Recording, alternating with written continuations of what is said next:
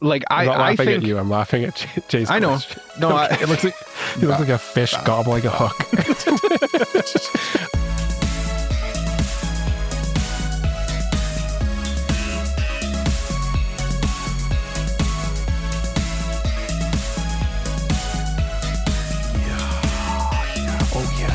Yeah. Mark Rambo Weebs. My name is Cole. His name is Mike. His name is Jay. We like anime, and this is episode 227 of AniPro. And on this week's episode, we're back to our reviews. We're back to our old shit. We're doing the manga review for Botan Kamiina Fully Blossoms When Drunk. So that'll be our second half. First half, the classic. We're just kind of catching up a little bit, seeing how everybody's doing. Mike's got stuff coming up. Jay watched a movie. I'm, doing stuff. Also wearing blue. So if that sounds interesting to you, leave a like, subscribe, all of that good stuff. Now that all the housekeeping and all of that's out of the way.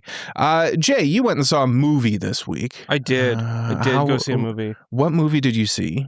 And give us the class. Whenever we go and see a movie, whenever any one of us goes and sees a movie, we are required to give it like a mini review. So Jay's responsible for 2 reviews this week. Yep. Yeah, I am. Because I went to go see the Mario movie this past weekend. Yeah, I saw it on Saturday. It was this weekend. And it was about exactly what I expected it to be. I feel like a lot of people online are dogpiling on it for being like, oh, it's just a bunch of references and that's all it is. And like, I'm kind of looking at that and going, isn't that what the first movie was? Well, isn't that what people wanted? Yeah, well, yeah, like that's what was good about the first one. Mm-hmm. So they did it again. And like, they're like, yeah, and the story's bad. And I'm like, yeah, so was the first one. Yeah, what were people expecting? To be honest, I think a little bit of it is like people were super excited because it's Mario Galaxy specifically. And like the Mario Galaxy people are pretty intense about Mario Galaxy. Yeah. But like at the end of the day, like I totally agree with you. Like it's the Mario movie too, first and foremost, right? Like it's just another Mario movie, and it's from everything I've heard, it's kind of in keeping with the first one. Honestly. Yeah. That's kind of how I would describe it. It's very much like the first movie. If you like the first movie and you want more of the first movie, here it is. It just has Rosalina and other Galaxy stuff in it. So yeah, I struggle to like say like, oh, it's like it's bad for not having a good plot, because like I didn't go into it expecting it to have a good plot. And I don't think anyone who is going to go into this movie thinks it's going to be good plot wise. At the end of the day, like a movie like that is designed to be entertaining first and foremost. It's not going to have a plot that's going to win any Oscars or something like that. And the plot by design, in order to make the $1 billion that I'm sure it'll make because it's a Mario movie, it needs to sell to kids. And it needs the kids to be able to understand the plot clear and simple. And more importantly than the plot, they want the kids to be able to go, hey, I know what that is. And that's kind of what they went for, right? And honestly, I think you're exactly right, Jay. I think that's what they were trying to do. Like, and I don't think like the comment of like, oh, it's a kid's movie, it doesn't need to be good is wrong, because like that sets the precedent of like, well, kids movies don't need to be good. Yeah. Which I don't agree with. That's not what I said, to be clear. I'm not that is what people say, you. Though. Yeah. That, like, I'm seeing a lot of people making that comment. And like, I disagree with the comment of like, well, it's a kid's movie, so it doesn't need to be good. Oh, no. Like, No. No. Like, there's plenty of good kids movies, and just because it's a movie for kids, kids have like a sense of taste as well too. Like kids know garbage when they see it, right? Like, when I was a little kid and watching the Land Before Time or The Lion King, I was well aware these are pretty good movies. I really enjoyed the story in this one, and it's like you can tell a story that's simple enough for a child to understand and be compelling. Because guess what?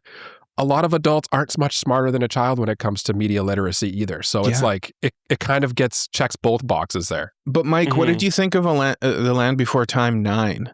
What did you think of that one? No, I'm only interested in the Spielberg Land Before Time.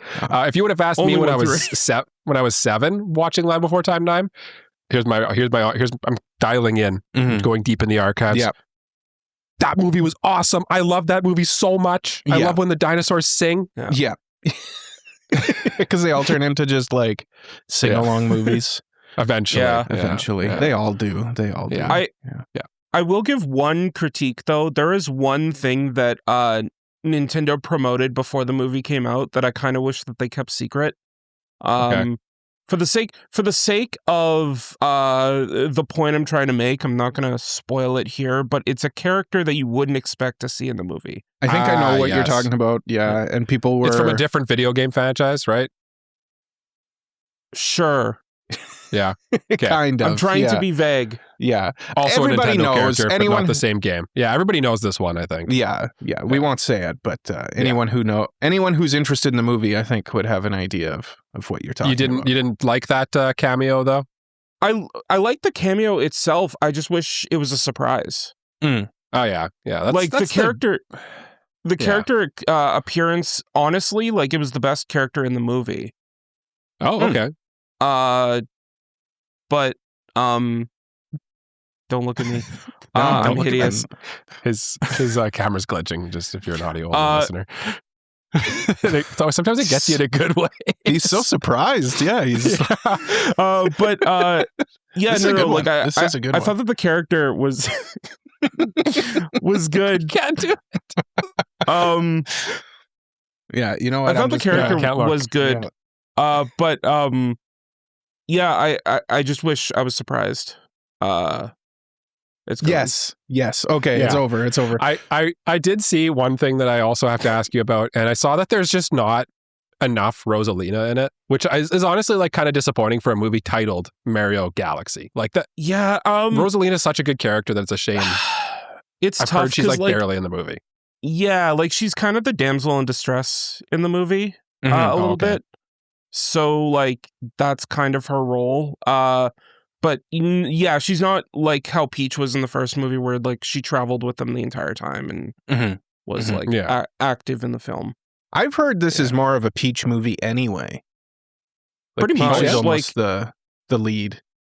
Almost like she's the one that's given like the call to adventure. She's the one that like gets like her backstory revealed and all that. Like, yeah, I think Daisy's in it too as well. I saw. Which I don't know if she was in the first one. I can't remember. Daisy was not in the first one. Revealing whether or not... well, I guess saying that is just tells it anyway. Who knows? Yes. Oh, she is in the movie. Yeah. There are 2 post-credit scenes, by the way, if you're interested in watching the movie, so don't get up and leave once the credits Double post-credits. Oh, I hate post-credit scenes. Ugh. Do you? I do. I really do. I'm fine with I think it's more you hate credits. Yeah, I don't really like credits either, so that could be it. It's just I don't want to just like sit. If there weren't credits and it just cut to the scene right after, like, would you still hate them? No, you know what? The thing is, I like the credits. There's 2 styles of post-credit scenes, and I'm assuming this movie has both based on what you've said. I like the post-credit scene where the credits are dynamic and interesting.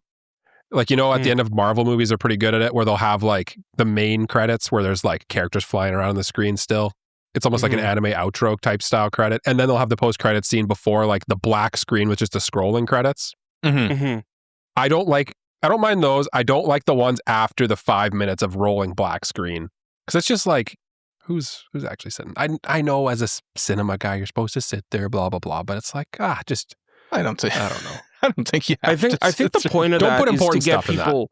I think the point of that is to get people to sit through the credits and watch them. But they ain't watching them. They're just going on their phone. Yeah. Oh, well, I look at them because I always want to know who Best Boy is on the movie. Yes. Yeah.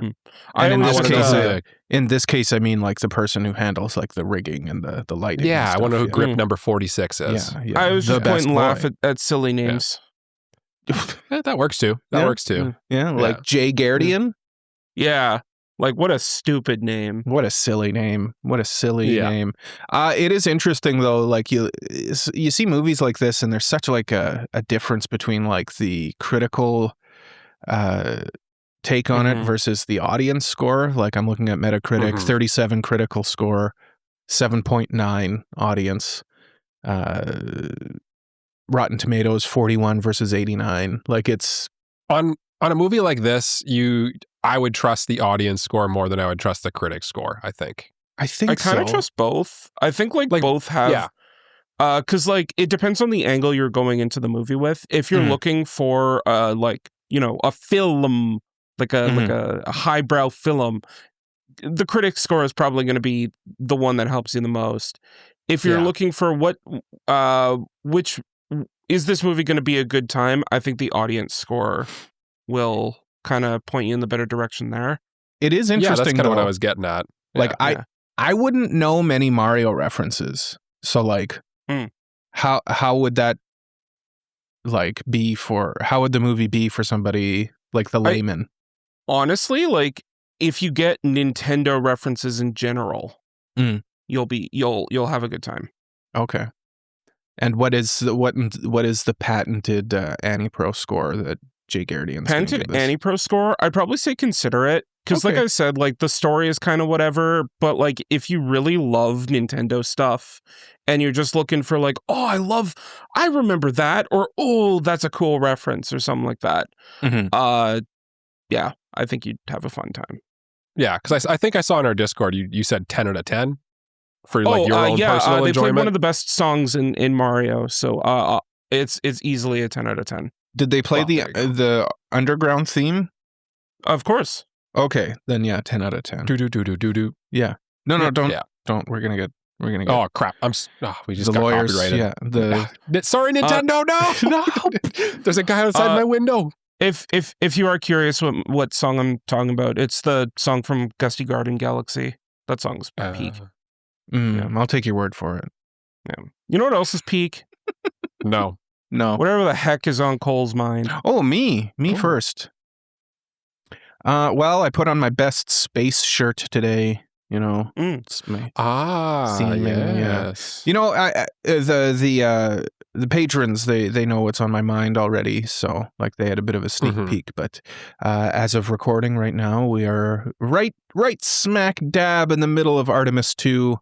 I got the notification on my phone just as we started recording. They are on the dark side of the moon. They have lost communication with the Earth, as expected. So they'll come out the other side and they'll be on their way home. Hopefully this all ages well and nothing bad happens. But yeah, it's very exciting for a space nerd like me growing up, you know, dreaming about people being on the moon again, going back to the moon, because obviously they're not landing on the moon right now. But Not yet. But it's coming. And yeah, it's just very, very cool. Very, very fun watching, you know, press conferences of, you know, very dry technical press conferences where they're talking about the RCS thrusters on the I was going to say, it's funny that you're like saying it's fun watching the press conferences and stuff, because it's quite dry. It's not like fun. It's fun in the sense that like it's real, you know, like it's happening. Mm-hmm. It's not not hypothetical. As a space nerd, I think you appreciate the technical dryness of it, probably, I would say. Like, it's neat. It's neat. Yeah, hearing NASA say, blah, blah, blah, blah, blah, blah. Didn't they have an issue, speaking of not dry, didn't they have an issue with their toilet or something on the thing? They did have an issue with the toilet. I saw they were repairing that. Yeah. They list of things to go wrong on a space mission, that's up there. That would be bad. I find it funny that that's news. Like, oh, something was wrong with the toilet. Well, that could have... It was like right at the start. That could have caused an abort, right? They could have just come home. Can they do that? Oh, yeah. Can they? Yeah, they would have just... once they're already left the atmosphere? Or don't they have... I would assume they would just have to continue their trajectory because of the way the fuel and stuff works. No, they would just... Because like they orbited the Earth a couple times before they left. Yeah. So but like as soon as they launched, did their like they do the little loop to loop and then they launch. I think once they launch, it's kind of like you're on the trip now. Oh, well, they would probably remain in orbit for a couple days and then abort the mission in general, and then just re-enter the atmosphere rather than going to the moon. Not slingshot out. Mm-hmm. But I think once they've slingshot, it's too late. But yes, losing your toilet, not good. Not good. Yeah. Actually, it was interesting. They were talking about like pretty much until they entered the lunar gravity well. So when the moon's gravity takes over, pulling them towards the moon, they could have aborted at any time. They actually had a procedure to basically U-turn in space. Okay, I guess because they're basically U-turning around the moon, from what I could tell. So I guess what they would do is just slow down enough where they would just fall back to Earth. Right? Okay. Yeah. It's very interesting, orbital mechanics and stuff. If anyone's interested in that, I know Mike's played it, Kerbal Space Program. Like, it's very, very cool because it's you get a good sense of like how all that works. Your translunar injection burn and all of that stuff. It's very, very neat and cool, and I'm very excited. And I'm excited to see some of the images that get sent back too. Some of the images they've taken so far have been incredible. It's always nice to see the Earth from that far away. Yeah. And it's just, like, we're inspiring. We're saying, like, it's like watching it, like I said, I think on the bonus, it's like you said, it's super inspiring to just see humanity come together and kind of just do something badass. You know, like it's kind of just reminds you like, oh yeah, we used to do like cool things as humanity, you know, and we still can. Just bicker online and talk about anime on podcasts. Like, we used to do cool things, you know. We still can do that. Yeah. That's kind of my big takeaway from all of this is like, people say, oh, why are we even going? It's like, because we can, and frankly, because it's cool. It's cool. It's cool to go. We learn a lot too from these from the Apollo missions. We learned a lot from them, and people don't kind of get that. It's not like we brought back cool rocks. It's not all we did. At the same time, why not? Yeah. Honestly, like, that's as good of a reason as like anything else. Like, there's dumber things that we could do with the money. We've been doing dumber things with the money for 50 years. So yeah. And let me just say, with the money thing, because people say like, oh, it's just a waste of money, we should keep it on Earth. Canadian Space Agency put out a report a number of years ago, and Canada's big contributions to the space program have been robotics, the Canadarm, all of that. For every $1 the Canadian Space Agency is given and uses towards innovation in space, $3 get put back into the Canadian economy. Yeah. So like, it's even from a financial standpoint, it's a win-win. We're tripling our money by doing It's great publicity too. It's great publicity, and that's Canada. Like, never mind what NASA's like in their innovations and their return on investment, so to speak, for a fraction of a percent of the US GDP that gets put into the space program. It's a no-brainer for me. Yeah. And then like the other thing too is like when you hear numbers like, oh, it's it's $100 million mission or something, like whatever they say, I don't even know what the numbers are. Yeah. It's like, that sounds astronomical for me. $100 million for me is a ton of money. For a country like the United States of America or even Canada, $100 million is like me dropping a $10 bill on my way to my car. Like, that's like, oh, okay. Yeah. Oops. Yeah. That sucks, but oh well. Yeah. Yeah, exactly. It's a drop in the bucket, and more money is being spent on worse things right now. And it's nice to have, something that we can all look at and be like, wow, this is awesome. Yeah. This is great. Yeah. So a humanity win. A rare humanity win. Yeah. It's nice to see. When is like the boots on the moon going to happen? Because I think they haven't even started building like the rover or anything like that for Earth. They want men and women back on the moon by 2028. There's political implications involved in all of that, which I don't need to go into. But let me just say, there is a certain someone who is let's just say a certain someone who is currently the president of the United States who wants to be the president when they land back on the moon. Gotcha. Yeah. Gotcha. Because that Honestly, I totally don't blame him in that hypothetical situation. That hypothetical person, he has a bit of an ego and he wants to be that guy. It's a pretty cool press conference to deliver, to be honest with you. Hey, a broken clock is right twice a day. Yeah. And this is one of those times. Yeah, I hate to say it. I mean, I hate to say it, but I don't know, man. I don't know if they should be president again for another term. It would be part of this current term. That's why he okay. They want to do it. Part of the current term, then that's fair. They want to do it by the end of this current presidential term. And also there's we're kind of in a new space race now at this point too with China. It's kind of cool. Yeah. It's kind of cool. Which is exciting. Yeah. Time is a circle, man. I'm looking forward to China landing on the moon too. I think that'll be huge. Like to have another. The more people go. Yeah. Yeah. The more the merrier. As long as they don't litter too much, Well, as long as we are all. But like good litter, I guess, because I think they got to upgrade some like laser discs or something. I don't know. Also, by the way, Cole, when you said they were all the money that they're launch off into the moon or whatever, I've just pictured like there's like a briefcase full of like $200 billion on the thing that they just like jettison as soon as they hit the atmosphere. Yeah, it's like well, this is part of the mission. This is part of the mission. This is what we do. We're up here burning money. We burn money. That's what the rocket runs on, right? Yeah, but that's What were you saying, Jay? We were both trying to talk at the same time there. Oh no, that's okay. I lost it.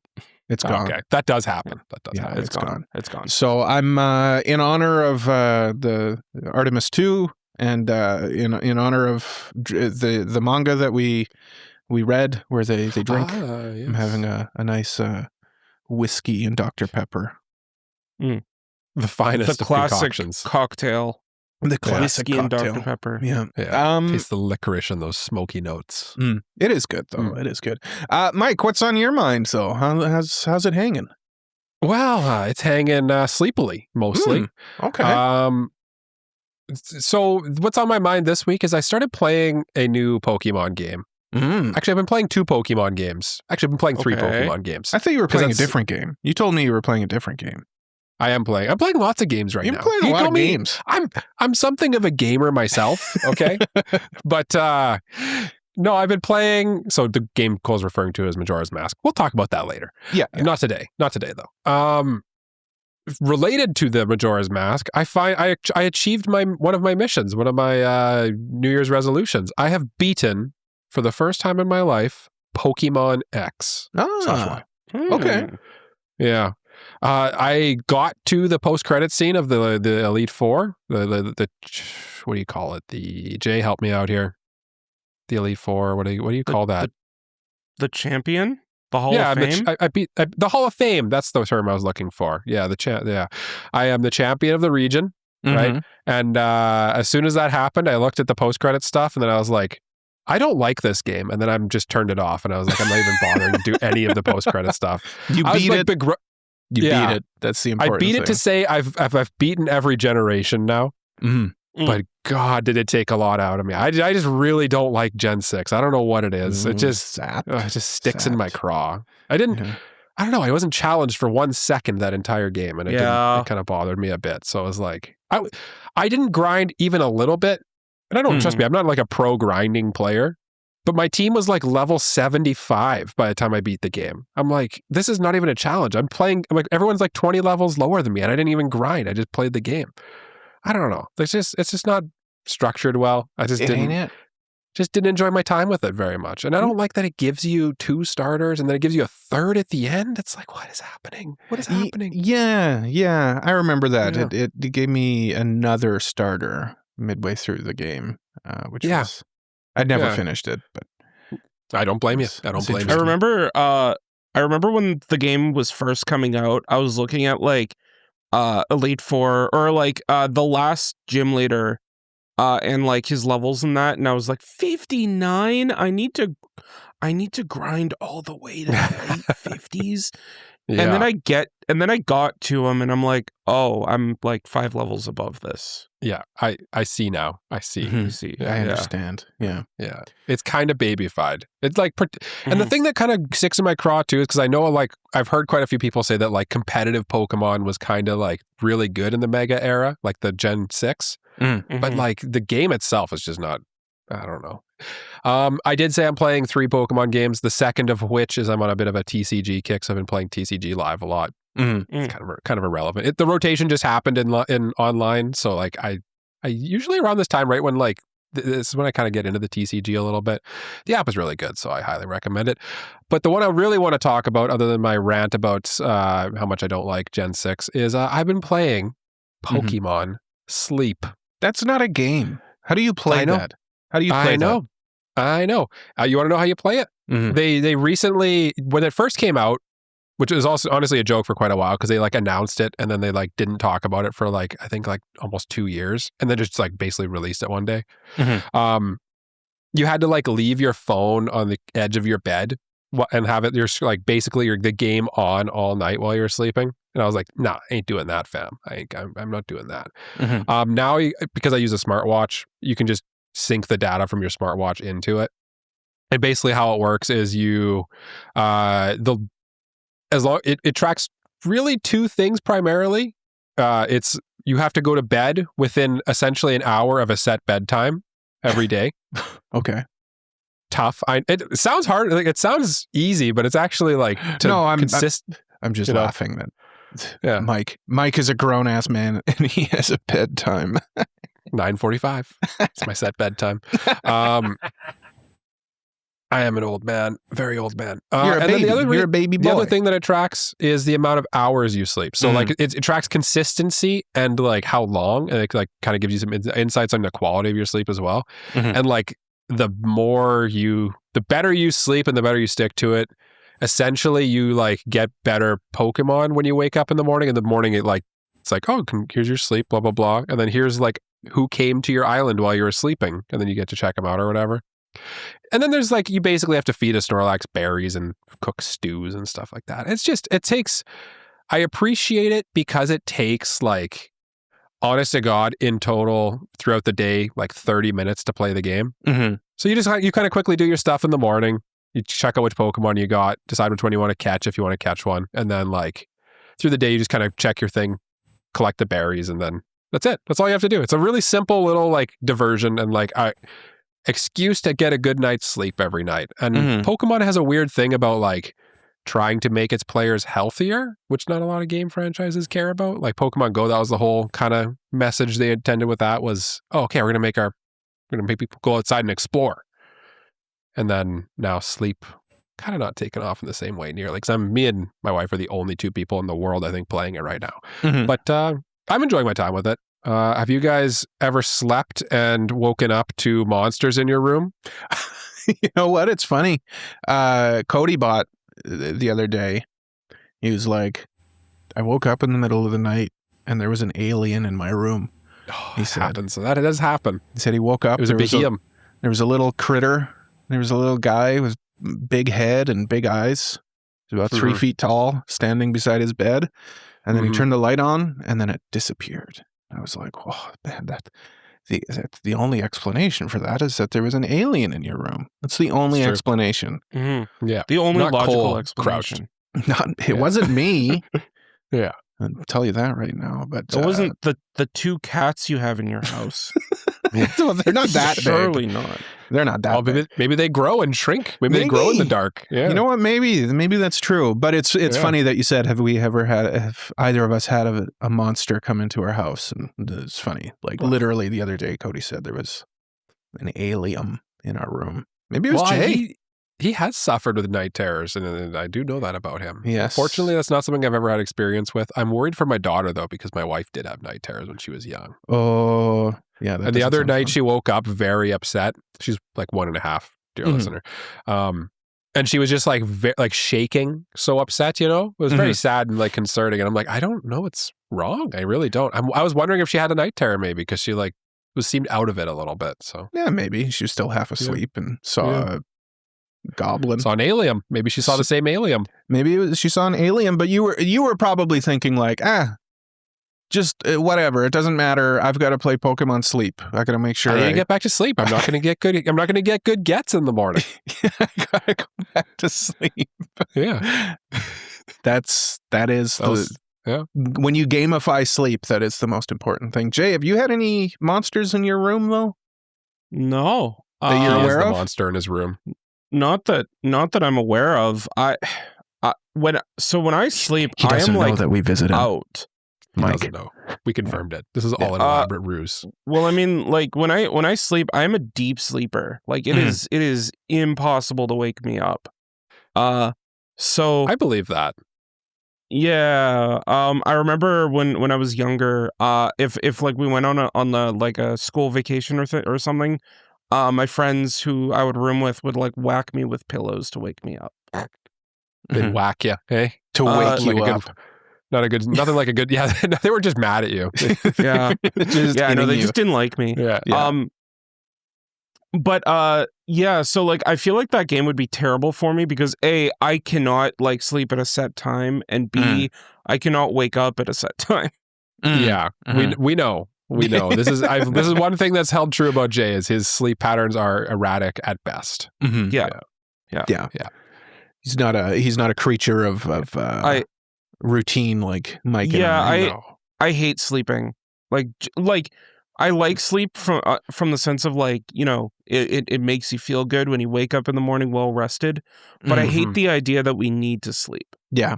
Yes. Yeah. I think we've talked about that. Yeah. If I could just take the pill that just says like you don't need to sleep anymore.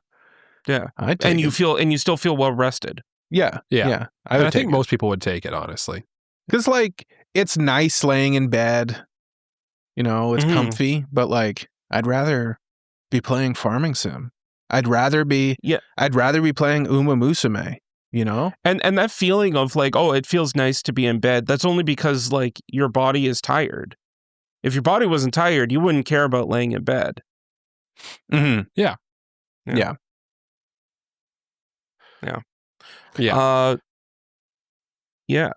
Okay. Well, I mean, I guess that's pretty much it for the first half then, I guess. This is a nice truncated episode. Mike, but we should specify, though, I think it's just going to be Jay and I next week. I think so, yeah. We have not made plans to reschedule, so that in that case, I would be, yes. But why is that, Mike? Why is that? Do you want to share? Because as the listeners are aware, if they've been keeping up with the podcast, because I've talked about it, I think the last 2 episodes, I am currently, as you're listening to this, in Minneapolis, seeing Twice live, the band of my dreams. In concert, yes. Yeah. Hopefully, anyway, as long as I don't get turned away. I might get turned away. That might be a thing. I heard a horror story that I'll tell you about off air, because it kind of dives in a little bit into... perfect. That's what I need. More anxiety. More stress. Yeah. Yes. My best friend. Yes. Stress and anxiety. Yes. Well, before we go into the break here, I think, are we returning to AniPro Asks? Do we have an AniPro Asks? I remember to put one in, and I'll read it in the start, and I'll let you two bicker over who wants to answer it after the break. Okay. That's what we do with the AniPro Asks. We let you marinate on a question over the break that is swelling up over us. True or false for this week's AniPro Asks? I know. What a dichotomy, true or false. There's no in between, black and white, true or false. X and Y, you know. A Nintendo Game Boy that was blown up in a barracks bombing during the Gulf War still functions and is currently displayed at the Nintendo New York store. Is that true? Is that false? Find out after this. Break.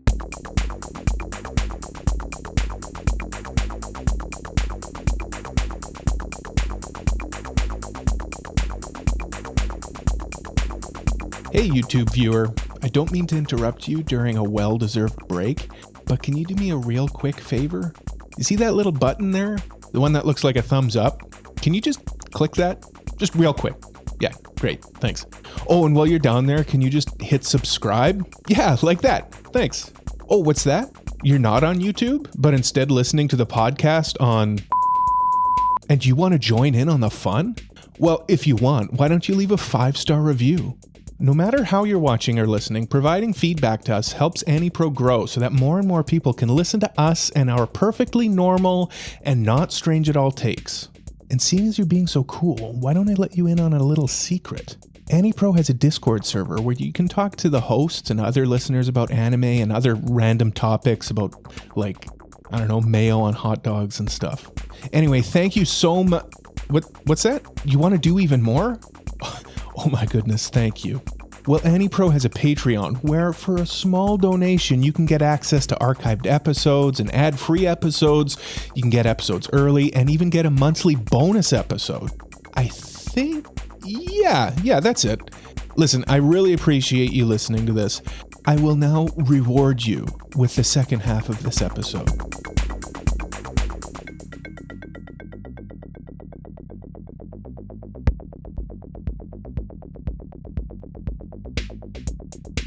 On this, and then people would be like, what were they talking about? We gotta know. We gotta know. Welcome we back. Can never reveal. We can never reveal. We can never. No. We can never disclose what we were talking about. No, we can't. It wouldn't. If we were talking about anything at all. No. That's true. Typically during the breaks, we do just sit there and stare at each other. Let's simulate it right now. Okay. Well, actually, it was just Cole and I going, I'll answer it. No, I'll answer it. No, we forgot to even No, do I'll answer it. Yeah. I'll answer it. Okay. That's how the debate was really going to go. I always knew that in my heart. It would be one of you would say, I'll do it. And the other one would say, okay. Sure, I thought it was going to go, you answer it. No, you answer it. That would typically be the way. But you know what? I'll do it. I'll be the one. Who answers this question. What a brave soldier you are. What a brave soldier. What question are we talking about, Mike? Well. I asked you if it's true or false that a Nintendo Game Boy, like the original one, the DMG, that was blown up in a barracks bombing during the Gulf War. Cole, what rough time frame was the Gulf War? The 70s, I think? No, early 90s. Early 90s? Oh, okay. Yeah. Oh, yeah, right. Game Boy. It didn't exist in the 70s. Mm-hmm. Stupid Mike. And is currently displayed at the Nintendo New York store. Cole, what is the answer to this? Well, I am delighted to tell you that in keeping with Nintendo's typical ability to produce physical hardware that is indestructible, the answer is true. The unit belonged to a medic in the Gulf War. The outer shell is completely melted and charred, but the internal hardware survived. It still runs Tetris to this day, the greatest Game Boy game of all time. Honestly, kinda. I don't disagree with you. Even its knockoff Dr. Mario is like great. I mean, I was being facetious, but like actually, like there's definitely an argument that Tetris is the greatest Game Boy game of all time. For my money, I'd go red, blue, and green. But yes, I think probably Tetris is honestly up there. I think it's. I initially thought red, blue, and yellow. But then I realized what broken, buggy messes those games are. And was like, well... Tetris runs. Yeah. Tetris is smooth. It always ran. I'd probably say Mario Land, honestly. Mario Land? Oh. Yeah. I just mean like... that game in an afternoon. You know, Tetris, it's like... It's super accessible. Anybody could play Tetris. I bet you there were old ladies in the 90s who bought a Game Boy just to play Tetris. It was like the Wii, you know? Mm-hmm. It was the great. I remember volunteering at an old folks' home and having to set up the Wii for the old people to play. I remember when you came in. I remember when you came in and did that. I remember when you came into Cole's house. Yeah. That was nice of you. That was generous. Gentlemen, you will be pleased to know that our debate is truly just super boring because it's kind of factual. The Pokemon Generation 1 games are the best-selling games of all time on the original Game Boy. Selling 46 million copies almost. In second place, Tetris, selling 35 million copies. And there's one Tetris game. There's one Tetris game. And then in fourth place... there are multiple Tetris games, but I mean, only one on the Game Boy. Yeah. But I think... Jay, yours is in fourth place. The Super Mario Land. But like everyone had Tetris. Everyone had Tetris. Everyone had Tetris or Dr. Mario, which is actually the technically, Jay, you're in third place because third place on this list is gold and silver and crystal. So that doesn't really count. No, we're not counting. That's also a game on color. Can't play it on the Game Boy. Yeah. Well, yeah. Anyway, there's a distinction. There is a distinction. Yeah. How about a quick dive into the mailbag? It's been a while since we. Oh, please take me there, Daddy. Yeah, let's go. It's time for the mailbag. Yeah, it's mailbag time. If you got a mailbag question, you can send it to us over at our website, anipropod.com/mailbag, or on our Discord. This one comes from Discord. It is from... Wait. No, it is a patron priority mailbag. Wee woo. It is. Yep. Yes. Yep. It is from Uncle of Light. Let's say you have the power to start a new manga revolving around a sport. Which would you showcase? First of all, I do want to say any one of us has that power. We could just make a manga about anything. Yeah. So we already can make a manga, and it is an achievable goal. This is an achievable goal. I wouldn't want to read my manga though, because it would look terrible.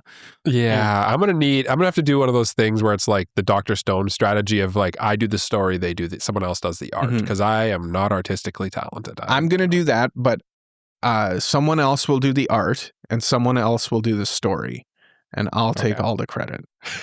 You're just producer. I am the ideas guy. I'm the ideas guy. Cole's the original creator.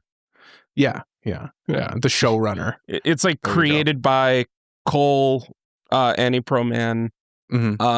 Story by Hayao Miyazaki. Art by Hideaki Anno.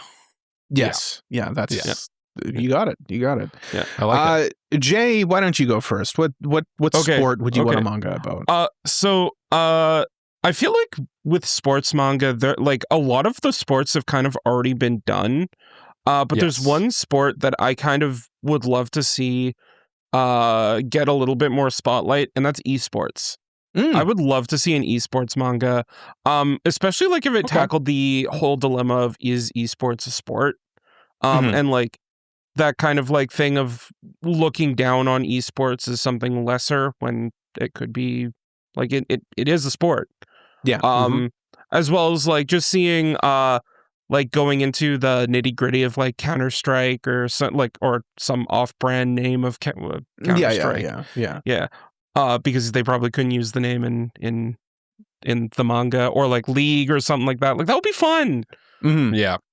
Yeah, there's I a lot feel of like it probably exists. I feel like honestly anything we could possibly say probably exists, because for what Cole was saying, where it's like anyone can do this, you know? Like there's but like there's no popular esports manga that I know of, you know? Yeah. I think it'd be cool. I think it's a cool idea, Jay, honestly.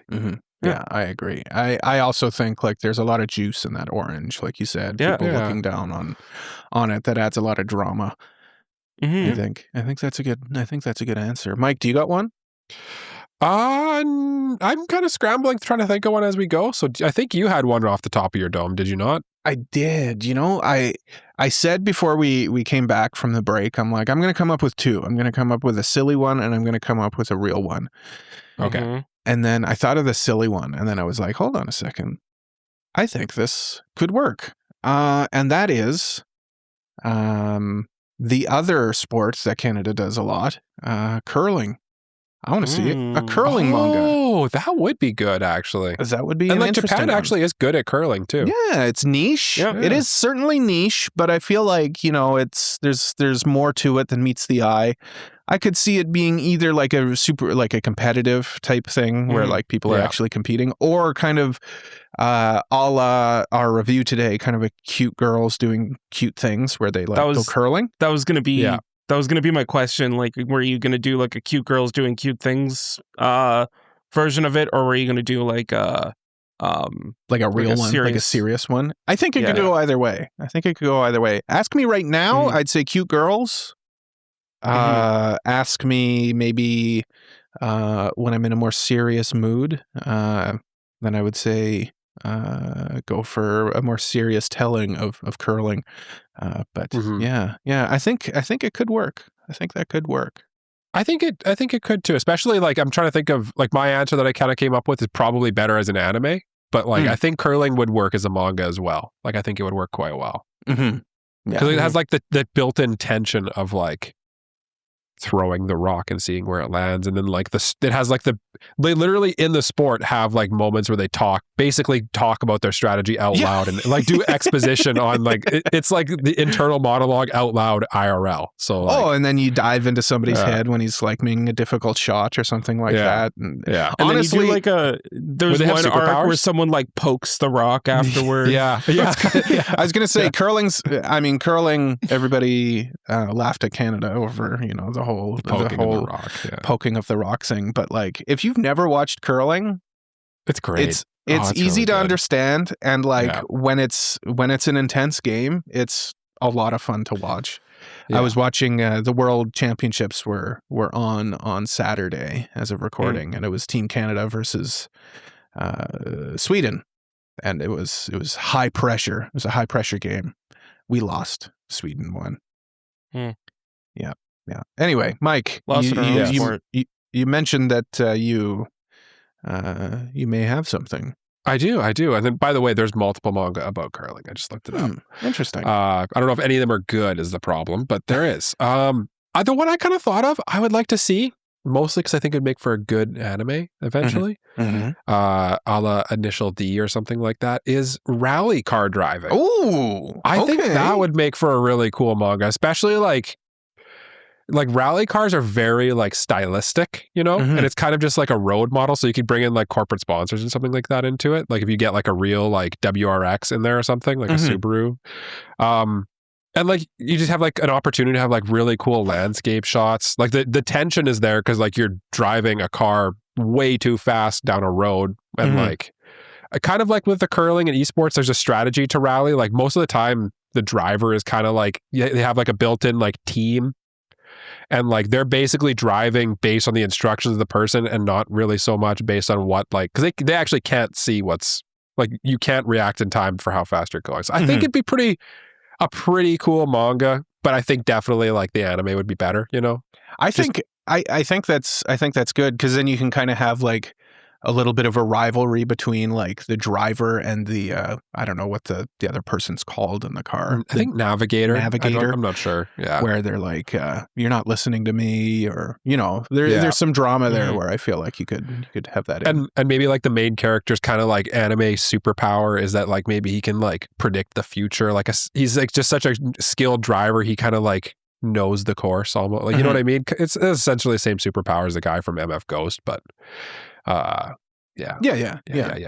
Sports manga, one of the things that make them good is when they have like a borderline superpower where it's like no human could do that, but like it's kind of awesome that they can do it in the manga. Rally's my answer. I think that would be the name of it.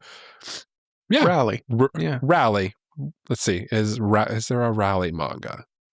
Rally car manga.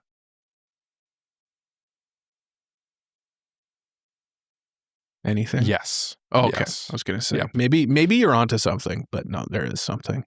There always is. Yeah. Well, but nothing really recent, honestly. No. No. Nothing. The last real big one was 2000 to 2003. Centered around SS, it was called. Centered around Daibutsu, a former rally driver who rebuilds his Mitsubishi Starion 4-wheel drive Group B car to race again. Oh my God. And he gets absolutely destroyed by a WRX. Probably, yeah. Or an Audi Quattro. An Audi? Yeah. There's no Audis in rally. There used to be. No. There used to be. No. Now it's so stupid. You know what? You're drunk. And you fully blossom when you're drunk, Cole. You shall die. fully gin blossom when you're drunk. Star Wars. Yeah. Okay. Yeah. All right, Jay, you're the maestro. Take us into our manga review. Yeah, welcome to our manga review of Botan Kamiina Fully Blossoms with Drunk. I feel drunk right now because I haven't done one of these in quite a while, so I'm gonna have to get right back on the horse and figure out how to ride this bike. Rusty. It's rusty, but we'll get there because the first thing that we need to do is something that I don't need, doesn't require me to speak. Mm-hmm. And that's to explain what the heck this manga is about. Mm-hmm. And thankfully, it goes to the person who actually like submitted this manga for review, and I wasn't that person. No, Thank you God. It wasn't me. Yeah. Who was that it? falls to Cole. So to be clear, I threw it to you to start the manga review, and now you're throwing it back to me to explain the manga. You threw it to me and I said, no, I don't want it. Take it back. That's fair. And you know what? Just to really, really throw a wrench in your plan, Jay, I'm going to have Mike explain this. Okay. It's I'm about just kidding. I'm just kidding. cute girls drinking mostly. And that's primarily mostly. it. Yeah. Mostly, and also falling in love. Also Yuri goodness. Yeah. Yeah. There is, I wasn't, we'll kind of go into like what we thought going in, but this is pure Yuri. I was surprised at how me too. How strong Yuri this was. But basically it's about Botan Kamiina. She is a 20-year-old girl, and the drinking age in Japan is 20. And she kind of discovers that drinking alcohol with friends is a fun time. And she discovers different kinds of alcohol. And she discovers a bit about herself too, and that she likes her dorm lead, whose name I can't remember. Ibuki, I think it was. Yes, Ibuki, yes, that's it. Ibuki, yeah. They just kind of travel around and have different drinks, and there's a little bit of a love triangle, square, pentagram thing going on. Love some sort of polygon for sure. Yeah. There's some shape going on, but there's not much to say about this one. Like, there's certainly not. It's certainly not plot heavy. It's just a slice of life for sure. Slice of life, kind of episode of the week type of thing. A monster of the week, if you will. With like actual real types of alcohol, which I'm like, I wish. And primarily adult cast, which I'm always a fan of. But like, kind of like you guys are saying, like on AniList, the #1 tag by far is cute girls doing cute things, and that's the easiest summary of this for sure. It's very cute girls doing very cute things. Yes, very cute. We'll see how cute they are. We'll see how cute they are. We'll see. How are their fits? We'll be the judge of that. Lots of fashion. It's quite Yeah, they got some fits. They got some fits. They do. They do. Yeah. Anyway, as college Jay, age women generally would. Back to you, Jay. Just for other relevant, interesting info, we got this has an anime airing this season. So if you are interested, but you don't want to take the plunge with the manga, it has an anime. It's got an anime coming out. I mean, if anything we say about this manga interests you, it's out. It should be out now, and I believe it's on Crunchyroll. Let's just double check that. I think it will be out in 3 days as of recording. So yes, it is out now. It is on Crunchyroll, and it's on Crunchyroll. We are so correct. We're unbelievably correct. It's crazy. It's frankly crazy. We are unbelievably correct. But there was a little bit of other relevant, interesting info. Just for a fun fact, the mangaka, whose name is was a key animator for an anime known as Encouragement of Climb, which was a mountain climbing anime, which is pretty cool. So interesting that this. I wouldn't have thought that Hey would have been a key animator on something, because not saying that like the art in this is bad or anything, but it doesn't scream like an animator's art style. You know what I mean? Yeah. This Botan is published in a like a web serial like Shonen Jump Plus or other stuff like that. So like I could definitely see it just being like a side gig that she does, or think it's she. I'm assuming it's a she. I'm assuming, but I want to be sure before I doesn't say on the AniList page, so never mind. They are only known as Hey. Hey. it seems like something Hey does just like on the side as like a bonus thing while they don't have work, but it like it really felt like a web manga rather than like a fully published thing. Yeah, I kind of got that vibe too.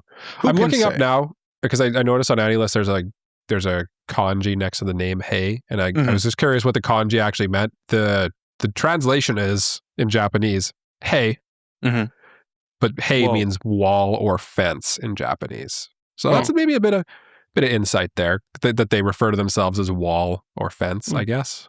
So I'm sure there is some insight there. I can't quite don't think know what of to do what with that would be. Okay. Here's my S tier psychoanalysis. Fire up that massive brain. Let's go. From my gigantic brain, they are like very stoic and like icy when they're when they're sober, but when they get drunk, they their personality opens up, and this is like them.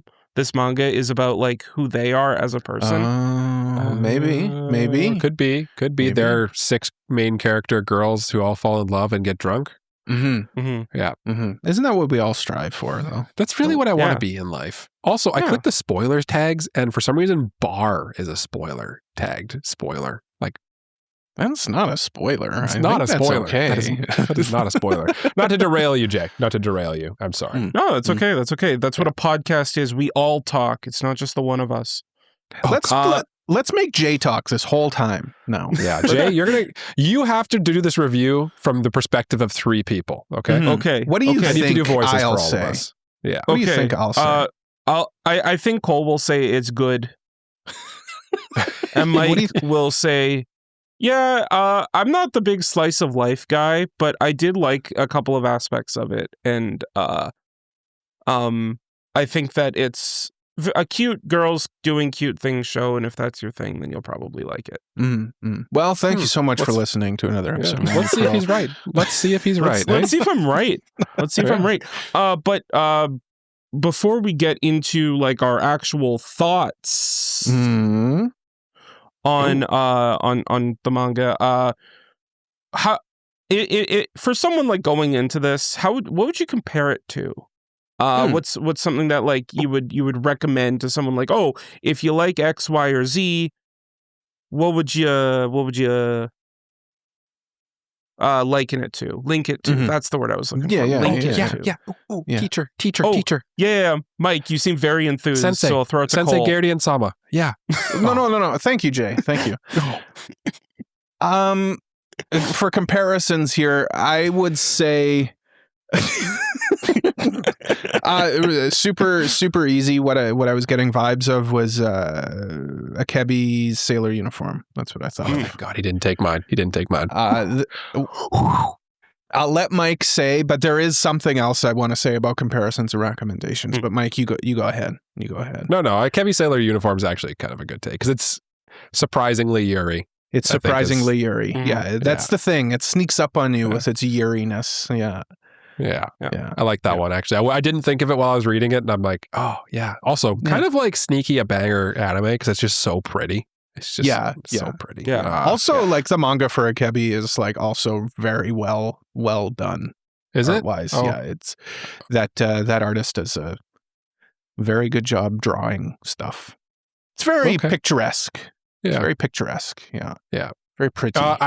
I was going to say, and the one I was excited to say, because it's probably the one I think that if you were to pitch it to somebody, they would probably pitch it like this. They would say, oh, it's like laid back camp, but they're adults and they drink instead of camp. Yeah. Is like probably how 9 times out of 10 this is pitched. I think Akebi sailor uniform's a better rec though, because it's Yuri. Like, yeah. Here's the thing. Here's the thing, Mike. And I'm glad I let you go, because what I was going to say is this is essentially Yuri camp plus. Yeah. I thought you were making a pun because you said it was Yuri camp. Oh, I'm not sure if that was intentional or not. No, that was not intentional. Yuru camp. It should have been. If it was, it would be smart. Yuru camp plus what was the diving anime? Grand Blue. Free? Oh, Grand Blue. Yeah. Okay. Yeah. Essentially, those two things, if they came together and then added a little bit of Yuri camp, that was intentional. Mm-hmm. Yeah. Anyway, Jay, what would you say? Well, my main recommendation would have been Mono or Eurocamp, but those kind of go hand in hand, so I'll give something else.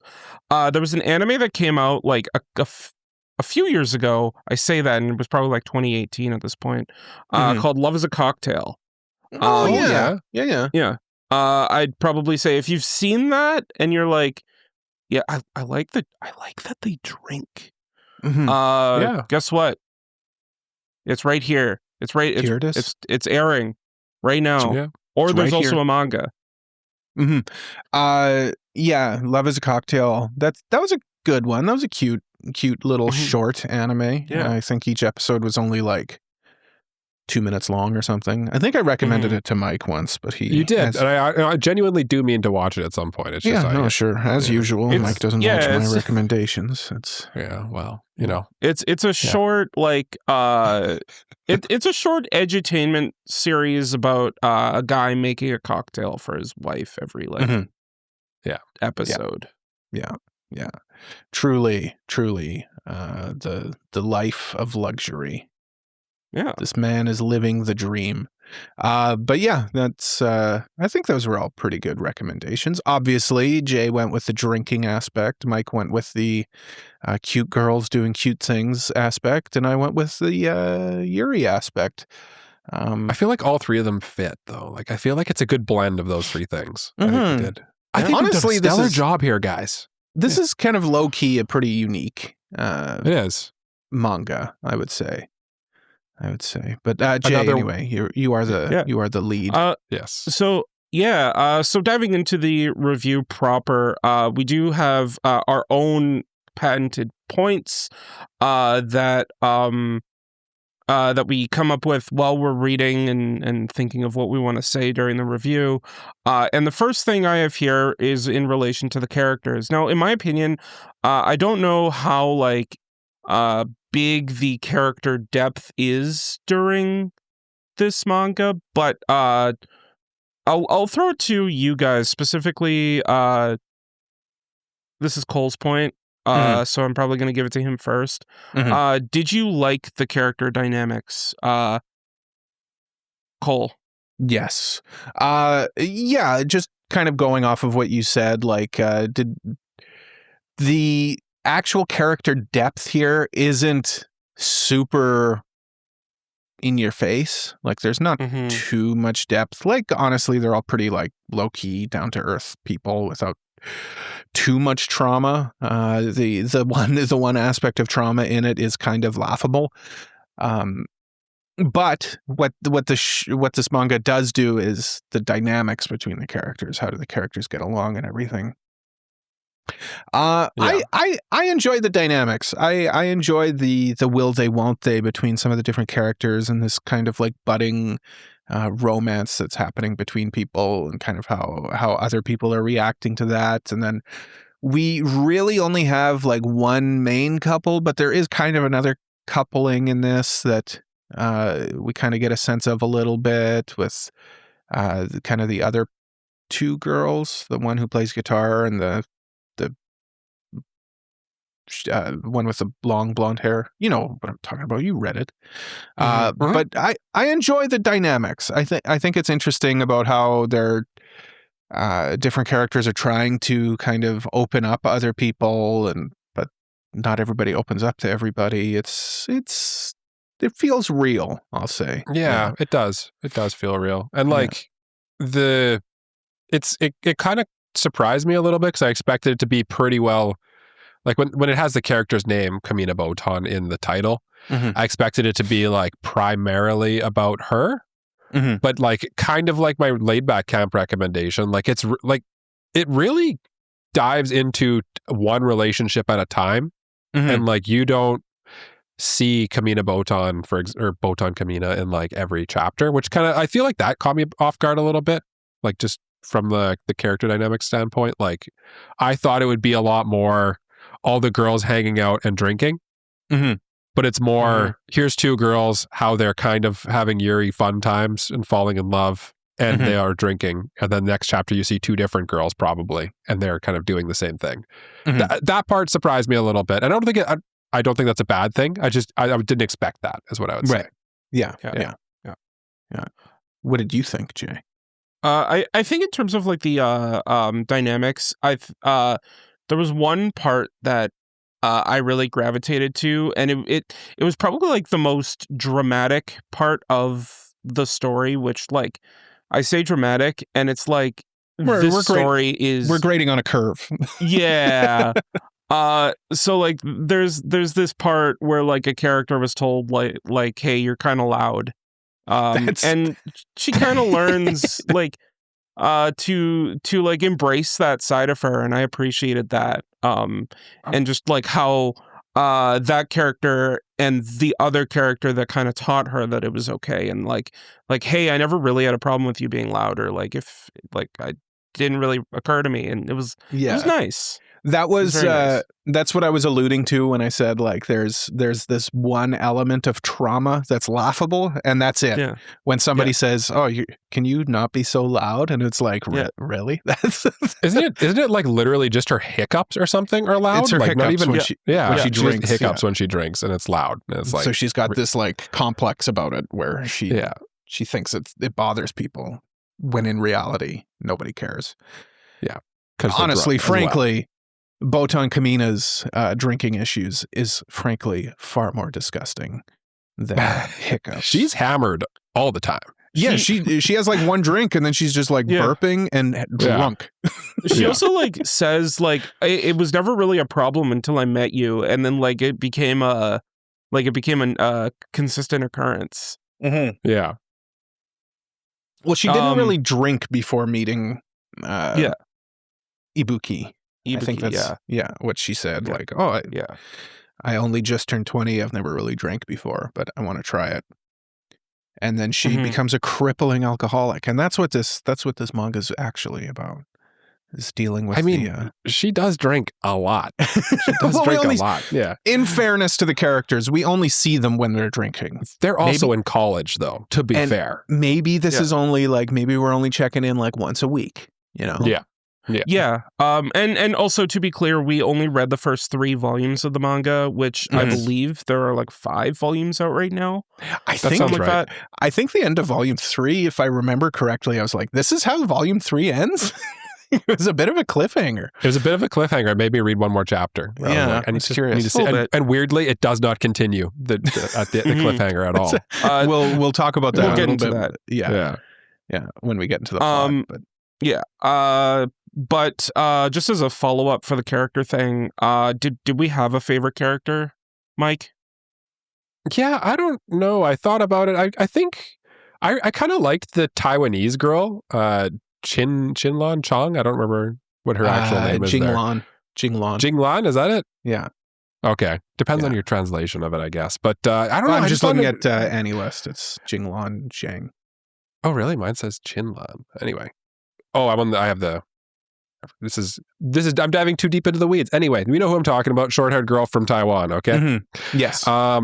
I just found like she was an interesting character because you don't really see characters like her, and it was kind of interesting to see like a very different perspective on things, like literally like a different culture in this setting, in this scenario, in their college, and the kind of just like bringing a different outlook on things, and kind of just like I generally tend to like the characters who sort of like there's this weird like love triangle like cloud that everyone doesn't know what they're doing, and they just kind of just say things like they are.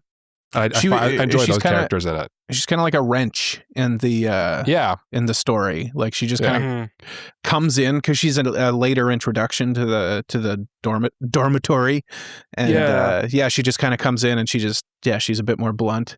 I think that's a result of like the way she's written is like she doesn't speak Japanese as like a first language. So in the translation I read, it was a little like. She kind of spoke it in like broken English. They made that English, a little kind of. Yeah. So she was a little they would less, have like frequent like Chinese characters.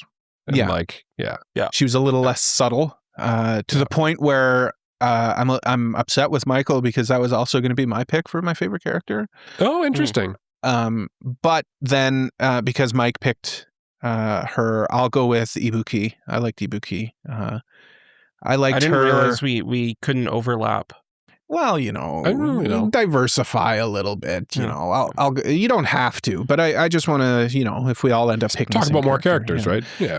Ibuki's a lot of fun as well. She's the one who has this complex about her hiccuping when she drinks, but she also really likes drinking, so she ends up having to drink alone often until Botan comes around, and then they kind of form this friendship that may be more than just friendship. Yeah. And she seems to kind of know a bit more about different types of alcohol and everything. The only thing is that puts a bit of a damper in it is that she likes IPAs, and IPAs are gross. So that's kind of a little bit of a... Botan also hates fizzy drinks. Oh, yes, she doesn't like fizzy drinks, but like every time she has a fizzy drink, she's like, this is fine. And then burps. Then burps. Yeah. But Jay, who is your favorite character? Well, I was going to say my favorite character was Ibuki. And I'm still going to say my favorite character is Ibuki because she's great. And also she gets the most character development in the first 3 volumes. Yeah. I think that like she also... I'd say, like, in terms of plot, she's the one that kind of pushes the plot forward the most because she's the one who has the crush on Botan. She's the one who has, like, the quote-unquote tragic backstory. She's the one who, like, she's the one that does, like, a bunch of different things. So, like, she had the most going on. And I appreciated that. Her and our titular girl are both listed as main girls, which we should specify. Like the titular girl, Botan Kamiina, she is also great. I really like her. She truly does blossom when she becomes drunk. She's almost 2 different characters. She's kind of this like cutesy, Genki girl, and then when she's drunk, she kind of turns into much more flirtatious. Which is fun. You kind of see both sides of her. So I did just want to say, Botan's also good. She kind of reminds me a little bit of Nadeshiko from Sure. Oh, for sure. Camp. Yeah. Honestly, I always get surprised because in the anime they made her hair pink, but in the manga she's blonde. So every time I see a color image of her, I always get thrown off by the hair colors. It's like it's like a peach blonde in the anime, but like a blonde in the manga. Yeah. And I assume the reason they did that is just to make it like more anime-y. I think so. Because she has strong Nadeshiko vibes. Yeah. So that's kind of what sense. I docked her a little points and went with a side character on. Well, not really side characters, they're all main characters. It's just because she kind of felt like I'd seen a character like that before. Yeah. Yeah, exactly. And so she stands out less. That's kind of why she's probably not my favorite, even though she is like the lead. But you've seen her before. Yeah. I like her, but it's a good archetype for a reason. But it's definitely an archetype. Anyway, moving on to kind of more of the production of the whole thing. Like this looks at art. This looks at like the structure. This looks at everything that like isn't really like plot wise, but more on the like under the hood of the manga. This one specifically being Botan Kamiina fully blossoms when drunk because shorts are a thing and it makes my life easier. And that's our short. That's the short. Just about Jay's life being easier. But Botan does have these like it takes these little asides where like it goes very edutainment-y on like certain drinks or like food pairings and things like that. And I'm just curious, like, did you like those edutainment parts, or like did it kind of detract from the overall experience of the manga? Did you wish it was just more of the Yuri stuff, or was the edutainment part welcome, Mike? Yeah, I thought like kind of.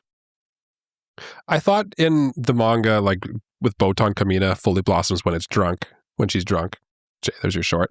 I think that having the real world liquor in there kind of grounds it a bit. It makes it feel more real, where it's like, oh, I could conceivably go buy that alcohol and drink it, or I kind of know what that. Oh, I know the difference between soju and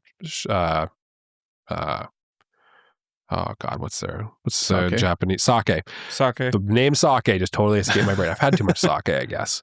But like, I think by having like the real brands in there, it makes it just feel extra little bit more real, and it kind of like it's just like an extra like spice in the pot of the manga, and I just think that it kind of enhances it just that little bit. But it didn't do it to the point where it like felt like an ad or anything. It didn't feel distracting, which I think it sometimes can.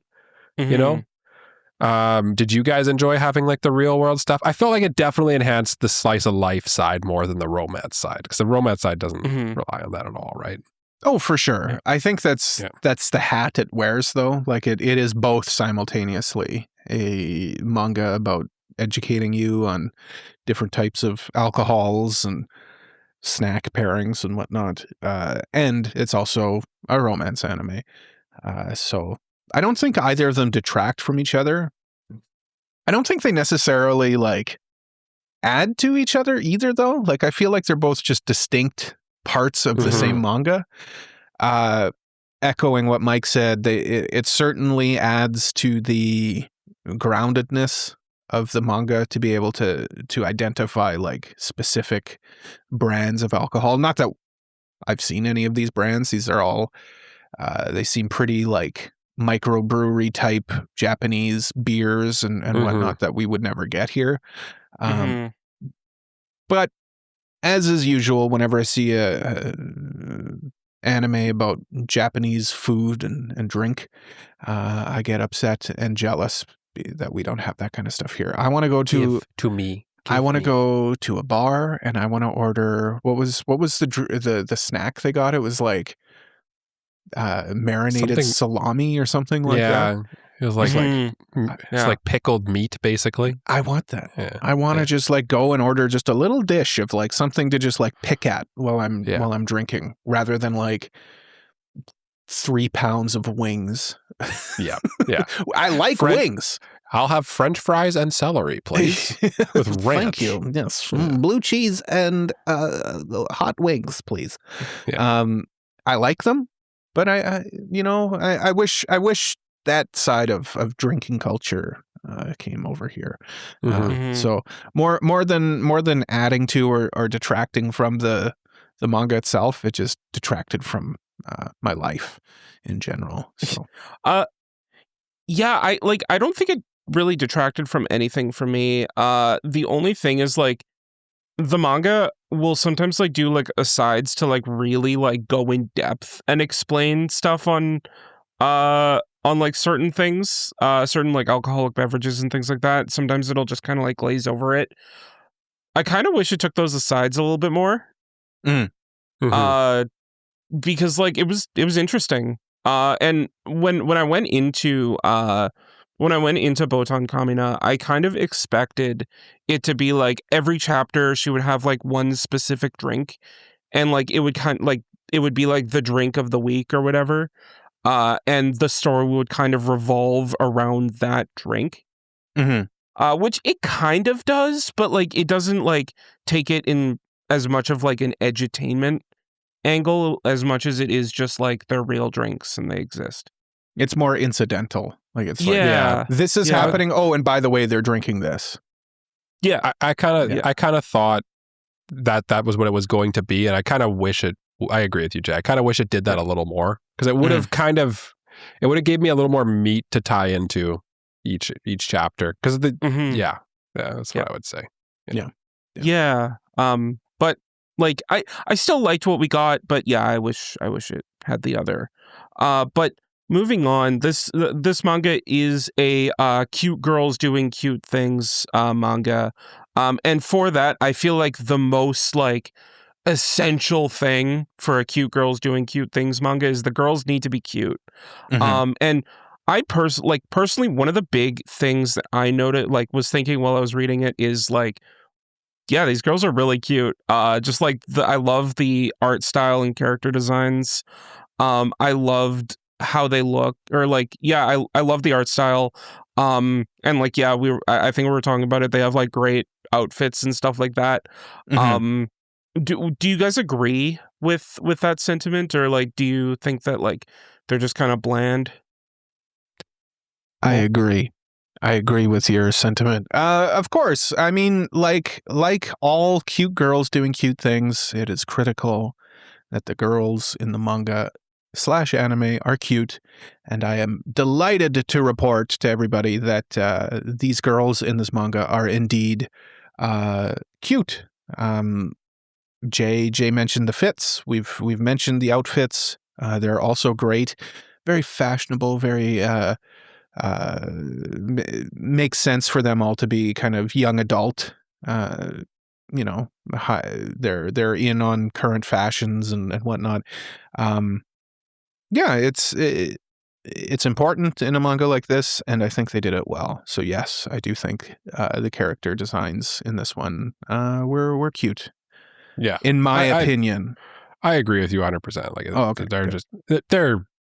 they serve the purpose. They're very Yuri cute girls doing cute things. I didn't find them particularly like, I don't find anyone particularly stands out, though. It'd be my critique with the character designs particularly and like, they do have cool fashion and stuff like that, but I just felt they felt kind of samey a little bit. I was gonna say they all have like a pretty unique design to them. Like they do, but I think it might be how sparse the art style is that I just had a bit of trouble. I think the way I'd put it is like they don't stand, like they stand out from each other, I think, but they don't really stand out from like other cute girls doing cute things. Okay. Stuff. Yeah. Like I don't know if I could see myself buying a figure of any one of them. At least until the anime comes out. Maybe when the anime comes out, it will change my opinion on that. And like maybe the redesign of Botan Kamiina is for the better because it kind of makes her pop more, but haven't seen the anime yet, so. No, that's true. Yeah, I see what you guys are saying. Like they are distinguishable from each other, but maybe in the grand scheme of things, yeah, they're kind of pretty generic? bog standard cute girl kind of design, which okay. I agree. I will not argue with you, but I'll try. And I got nothing to argue with. So I should have done the production ones the other way around, and that's on me for not fixing this in our doc, but that's okay because we are moving on to more of like a plot discussion. And going back to the alcohol, did the alcohol and that like aspect of it, because like you would expect from a manga called Botan Kamiina Fully Blossoms When Drunk to have like a big alcohol presence. Do you think that like that aspect of it adds to the plot? Does it function well as a plot driver, or is it rather like kind of is it intrusive? Does it like, and how does it compare to that like romance or other romance and slice of life tropes? I'll throw it over to Mike. Sure. I felt like kind of what I was saying before, like I feel like the alcohol in it was propositioned to me to be the driver of the manga, but really like it's like a weird mix of both the I'd say the primary focus of the manga is developing the Yuri relationships, and then the getting drunk together is just how they do that, you know? And I think that for some reason, just for me personally, having the primary thing that they do together be get drunk, it just didn't feel as like slice of life and wholesome-y as like girls going camping or girls doing photography or something like that, or going to Antarctica. Like I just felt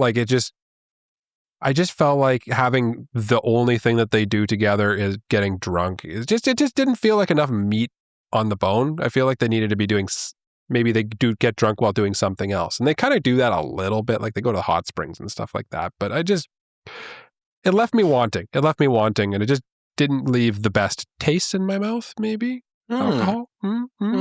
Drink? What about you, Jay? What do you think about the alcohol as a primary plot driver?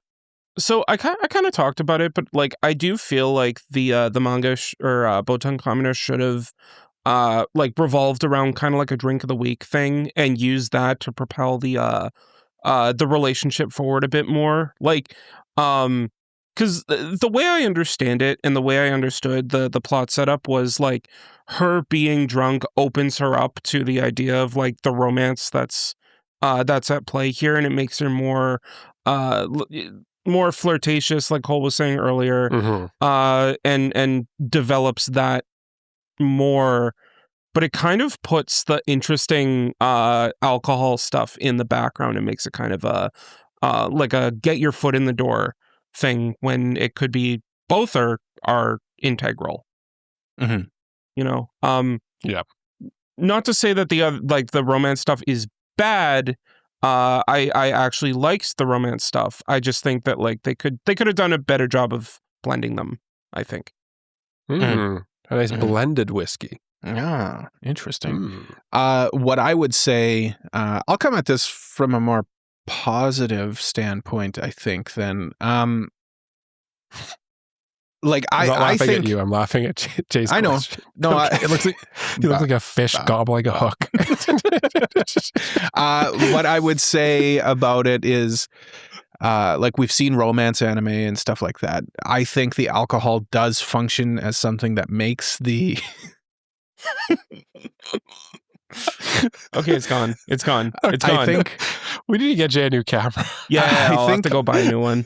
I think the anime, or I think the alcohol in this contributes to making it more unique. It's the driving force behind the relationship building between the characters. So I think in this specific manga, I think it functions as a like driving force in it, I would say. So I think it's borderline integral to this specific story. Yep. I would say. Yep. Yeah. So I have no issues with it. In fact, I kind of like it because it makes it a little bit more unique. Well, Cole, on that point, like, you felt that it was the driving point of the narrative. Did you think that the narrative then was handled adequately, or lack thereof, or did you think that there were any problems with it at all? So this is where my criticism kind of comes in. I don't think if the manga was just kind of a slice of life story of the week type of thing, I wouldn't have an issue with it. But it leaves a lot of the chapters with kind of like this sense of like the romance is progressing, and then the next chapter will just start as if nothing happened. And that kind of bothered me often, where it was like, hold on, I want to see what they're doing. Like, what are they going to do next? No, it doesn't matter. They went to bed, I guess. It ends chapters on like cliffhangers a lot, and then like it'll go to the next chapter, and it's like they're doing something completely different. Mm-hmm. Yeah. I wouldn't even say it's like a cliffhanger. It just kind of felt more like what they were doing just begun. You know, like and then you're like, oh, okay, I'm curious to see where this goes, and then it just like. It's like, oh, the chapter's done, and then it's like we're doing something different now, and it's like wait, what? I wanted to see what they were doing. I guess it would work if it was more obvious where they were going to go with it. You know, like you see often like a chapter will end where it's like they're clearly going to go and do, you know, Yuri time. Where this, it's like, I don't know what they're going to do next. So like it kind of just leaves me like, what did they do? What are they doing? What did they do? Yeah. What are they doing? It like, I guess the technical term is it like does the storytelling off screen, I guess. But it doesn't like, tell it doesn't me. really. It doesn't you don't tell have me enough on information screen to guess. It does stuff, but it doesn't leave any implications. Yeah. Yeah. Like you can't piece it together. Really. I don't have enough information to like come up with an ending to these stories. It's like. Like, Botan just had a drink and now she's a little bit drunk and a little bit flirtatious.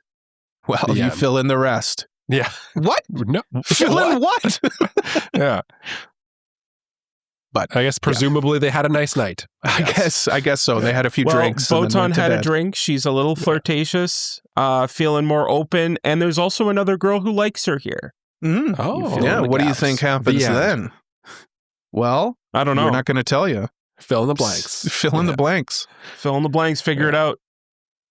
Yeah. So I think that would be my main criticism of it. I'd agree. I would also agree with that. I think that it kind of gets infuriating sometimes because it's like, oh, we're finally getting what? Can we go back to the other stuff, please? Yeah. I feel like part of that's just because it was like the chapters are only like 15 pages each or something.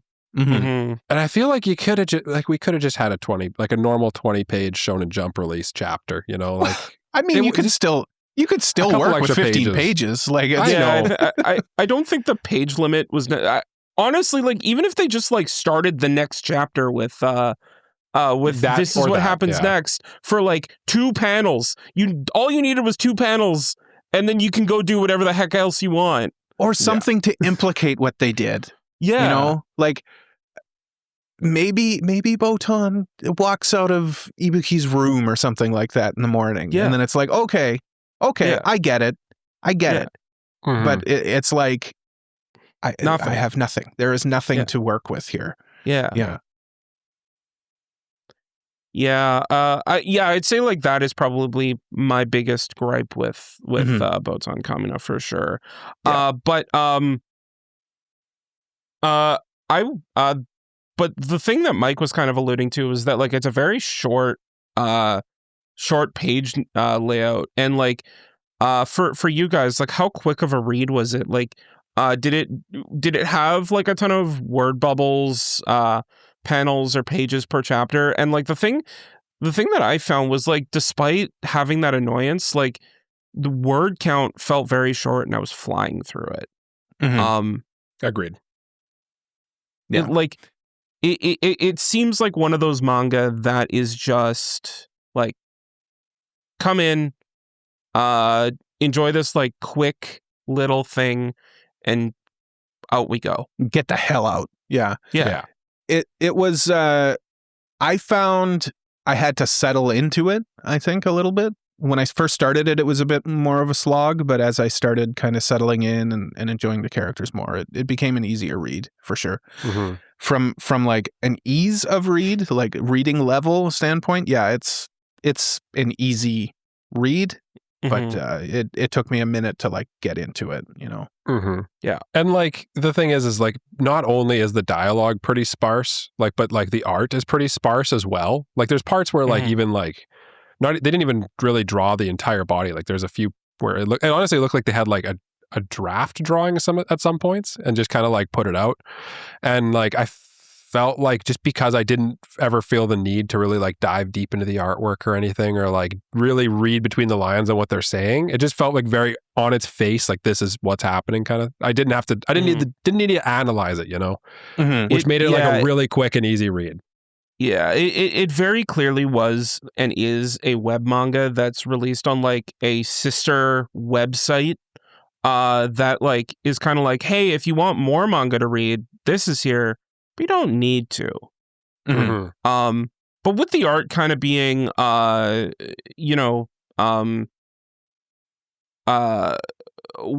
not as detailed, it kind of makes the setting a lot harder to sell. But with this being a manga about drinking, it sets everyone in a college setting. Everyone's older, they're in a dorm. Do we like the fact that it was in a dorm and like a bit more not in high school, or did we miss the high school age, or did we notice a difference? Was there really a difference, Cole? Well, ignoring the fact that this is like drinking is an important part of this manga, making it integral that they be adults. Ignoring that fact, I'm all for like a manga that is set in a more mature setting, in the sense that like these are adults with adult issues and adult needs and desires and whatnot. I didn't miss the high school aspect of it, of other manga, I should say. I enjoy the setting. I'm always for it.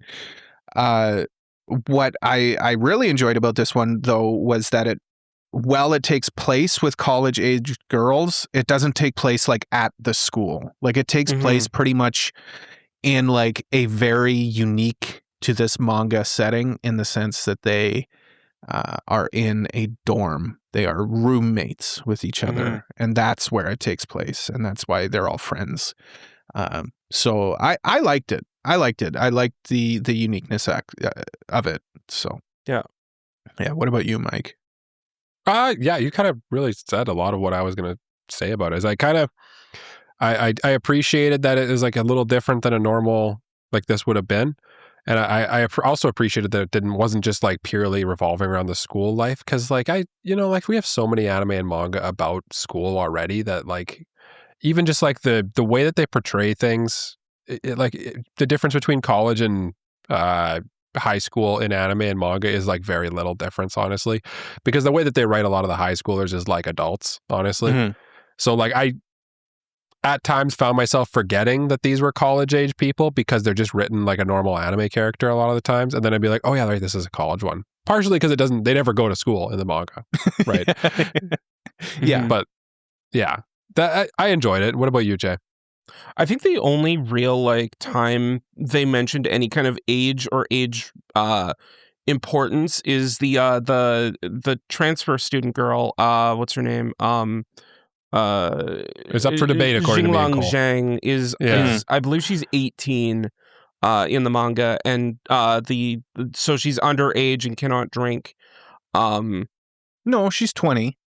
Is she 20? I thought she was 18. Yeah, she's 20, but she says oh, I've been drinking because the drinking age in Thailand is 18. Gotcha. So I've been drinking for a couple years already. Gotcha. But yeah, like that was like the only time I noticed like the age actually really like mattered for the story. But like if first of all, if like there was no legal drinking age, and second of all, like they didn't mention that, like I wouldn't really notice a difference. Like you could just say like, oh yeah, these are a bunch of girls in a dorm drinking. Yeah. Right? Yeah. It didn't like them being in college or them being in high school. I guess like the driving part too, but it's like one chapter. There's like a couple chapters where they're driving. But like, and like car sickness must be like a real issue overseas. There's always someone who gets car sick. I don't know. Maybe it's an easy plot device, probably. Yeah. See that often. But like, yeah, I don't know. Like, I didn't really like love the setting. I just kind of, it felt just rolled with it. Yeah, kind of. Yeah. But for the last one, and we always talk about this when we talk about manga reviews, and that is on the anime side of things, because this has an anime adaptation. What are your biggest hopes or concerns for how this will translate? For how Botan Kamiina will translate to an anime, Mike? Yeah, I just think it'll kind of have. I don't know how much meat there really is on each of these chapters to adapt to a full 23-minute anime episode. Would be my biggest concern. Is like, how do they stretch out? Like we're even talking about like in the manga how it kind of like left us wanting more each chapter. And I feel like as an anime, that unsatisfaction would be just kind of amplified even more so, because you're kind of like, you kind of expect a little more like, all right, we're going to have a kind of basically a little 3-act structure per episode almost. And you just don't get that. And it's just so slice of life and episodic, and also like truncated, that it might make for a hard watch. Like, do you have like 2 or 3 chapters per episode, then you have like 2 or 3 arcs? I kind of get a little bit of a fear of like Shikamori's Not Just a Cutie style, where it's like it's just a bunch of little mini like skits, you know? And I feel like it could be, if they take it and they kind of adapt it and maybe expand upon and like on the chapters, I think that could work a little better. What do you think, Jay? I think the biggest problem with this is what'll probably end up happening, because it is a 20-minute thing, is it'll be multiple chapters, like 2 or 3 chapters, kind of like put together into one. And the big thing I worry about is like it'll do like that you know, it'll set up something like, oh, they're like kind of talking about this love thing, and then it'll cut to a different scene where they're at the dorm doing something else, and it's like, wait a minute, and it could give people like tonal whiplash, whereas with the manga it's the same, but like it's understandable because it's two separate chapters, if you know what I mean. Yeah. That's kind of what I think too. Is like because they're separate chapters, you kind of expect that almost. Like it's not as jarring, but like in the same episode having multiple plots happen kind of can be just a bit jarring. Yeah, like just like going back to 0 and doing something completely different. Yeah. In the middle, it might be like a whiplash. Awkward. But, yeah, that might be the word for it. But the I am excited to see, because they did redesign Botan, how these girls live in this animated world with like a more fleshed out art design and all that. So that aspect of it excites me. Yeah. I would I agree with your guys' concerns with regards to that. It's not uncharted territory, though, I'll say. No. Like if you watch something like Nichijou, for example, like it's multiple chapters per episode. So it's all dependent on how they're going to... This is truly like a test of adaptation here, right? Like how are they going to be adapting this? Are they going to try to be stretching it out, like Michael kind of mentioned, with just adding more to the chapters to meet that 20-minute mark?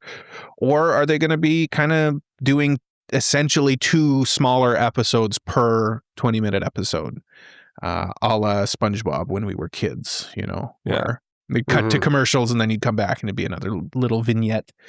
So I'm curious about it, and honestly, that's kind of making me more interested in the anime.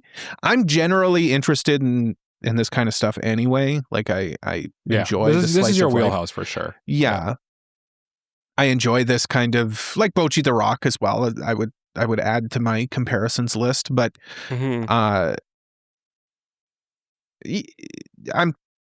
interested, and I'm a little concerned because there was that aspect of every chapter making me feel like I was just kind of dropped off somewhere, and I got to walk the rest of the way home, and I don't know where I am. So we'll see. I'm curious. I'm not nervous. Like I think they'll do a good job with it, but I'm definitely, I guess, cautiously optimistic, not to overuse that played out phrase, but yeah, I'm cautiously optimistic. Yeah. And Cole, you kind of answered the question, but now that you've read the manga, are you any more interested in checking out the anime? Now, are you any more interested in checking out the anime, or is it just kind of like, I've read it, nah, this ain't for me, fam, kind of thing? Personally, I think like, I kind of got this with Mono. Like I'm kind of, there are so many shows this season. And I don't know if this show, Botan Kamiina, can fit in the large rotation of shows that are airing this season. Would you agree with me, Mike? Yeah, I don't know that I'm curious to see how they adapt it, but I don't know that I'm curious enough to really put this in my watch list, honestly. It's just not my wheelhouse generally, and I'm kind of like spoiling my final thoughts a little bit by saying that. But yeah, after reading it, I would say I am actually maybe less curious to check it out now that I know what it's about. And I feel like I know what the story is going to do. I feel like watching it in animated form, unless it's truly transcendery, I just don't see how I'm going to feel the need to check it out. But yeah, if people on like Twitter or something start going crazy about this, then maybe I'll give it a peek.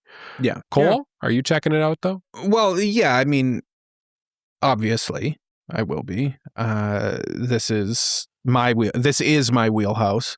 But not only is it my wheelhouse, I am also curious from like an art point of view, because this manga's art style is so minimalist. I'm curious how they're going to maximize it for anime. So also that adds to my curiosity as well too. So like having actual backgrounds, for having example. backgrounds, having characters be a bit more detailed. And no shot against the art in this. Like I think the art in this is serviceable for what they want to nice. do. Yeah. It's just sparse. Yeah. It's sparse. Yeah. It's minimalist. I saw a review before coming into this of someone saying like, oh, the art is gorgeous. And like, I was just kind of like, what? The art is nice. It's nice. Yeah. I'd say nice. I'm probably the most like positive on this. They have a crush. They have a crush is what they have. Yeah. I'm probably the most positive on this out of the three of us. And I'll say it's nice. Yeah. I won't say it's gorgeous. Yeah. But with that being said, the only thing left are our final thoughts and ratings. As always, the person who nominated the manga for review gets to go last. So Cole, shush for like 5 minutes ish until it's your turn. And I will thusly throw it to Mike to give us your final thoughts and then your rating. Yes. Oh, well, I have a feeling I'm going to be the Debbie Downer on this one, so it's good you're getting me out of the way first. Yeah, I really didn't enjoy my time with this one, honestly. Like, from both the combination of Yuri and Slice of Life, and like, this is true Slice of Life, like, there's no real drama at all in this or anything, and it's so sparse, and there's not much plot to speak of. I just had a hard time really finding myself caring about this at all, honestly. And like the character dynamics are nice, but it only gets me so far. And I just felt myself more frustrated than anything, that like I'd be reading a chapter and like we kind of discussed, like you'd think it was going somewhere, and then it's like, oh no, it just resets back to it does the sitcom thing where like it resets to square zero every episode, and I found that very frustrating to read. And I guess I just need some conclusion in my life. And to conclude my final thoughts and ratings, I'm giving this one a Y. Why not just finish it? I don't know. Like, tell me what actually happened. Give me a little bit of meat on my bone here. I don't know. I'm giving it a Y. Now, Jay, what do you give it? Botan Kamiina fully blossoms when drunk. This manga kind of feels a little drunk sometimes, with how it just like will start plot points and then just completely move on to something else. It's called meta, Jay. It's called meta storytelling. It's actually good if you are a smart person like I am. Yeah, it did get a little aggravating. I will say that I thought that the romance aspect was cute. The girls look cute, and the drinking aspect, I liked the little like hiccuping and burping aspect of it. It added like a little bit more flavor to the characters. But a lot of this manga is just a little bit bog standard and doesn't really set itself apart from other slice of life stuff out there. If you're looking for slice of life and that is your thing, then I think you will enjoy it, because you'll probably enjoy anything that's slice of life. But if you're just like dipping your toe in, I don't know if this is a good introductory one. It's kind of a bit more average on the like, okay, I'm interested side to things. So with that being said, I would say that I would consider it, but I don't think that this manga is for everyone. Well, as the third person, you guys have said everything. I have nothing else to add to this. No, I don't believe that this time, actually. Yeah, I don't believe that actually. Yeah. I'm going hard consider it. It certainly didn't tickle my jimmies. It certainly didn't, like, I certainly wouldn't call it certified or anything like that. I thought it was a nice, I would describe the reading experience as soft. It was just inoffensive. I had a good time just looking at the art and reading these cute stories about these girls falling in question